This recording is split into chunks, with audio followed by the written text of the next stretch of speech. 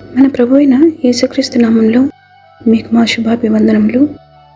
ఈరోజు దేవుని వాగ్దానము, నీ కొట్లలోనూ నీవు చేయు ప్రయత్నములన్నిటిలోనూ నీకు దీవెన కలుగునట్లు యెహోవా ఆజ్ఞాపించును. నీ దేవుడైన యెహోవా నీకిచ్చుచున్న దేశములో ఆయన నిన్ను ఆశీర్వదించును. నీవు నీ దేవుడైన యెహోవా ఆజ్ఞలను అనుసరించి ఆయన మార్గములలో నడుచుకొని ఎడల యెహోవా నీకు ప్రమాణం చేసి ఉన్నట్లు ఆయన తనకు ప్రతిష్ఠిత జనముగా నిన్ను స్థాపించును. ద్వితీయోపదేశకాండము 28వ అధ్యాయము 8-9 వచనాలు.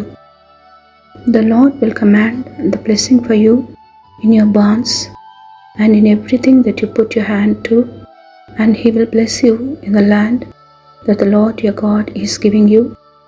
The Lord will establish you as a holy people to himself, as he swore to you, if you keep the commandments of the Lord your God and walk in his ways. Deuteronomy chapter 28 verses 8 and 9. ప్రార్థన. ప్రేమగల తండ్రి, ఆపద్దినమున మాకు ఆశ్రయముగా కృపగల దేవుడుగా ఉన్నందుకు వందనాలు. మీరే మాకు ఆశ్రయదుర్గము, మా రక్షణాధారము, మా ఎత్తైన కోటగా ఉన్నందుకు వందనాలు. ఈ దినమంతటిలో ఏ విధమైన కీడు మా దరి చేరకుండానట్లు మమ్మను మీ రెక్కల చాటున దాచి ఉంచమని యేసు నామములో వేడుచున్నాము తండ్రి. Amen. Have a blessed day. God bless you.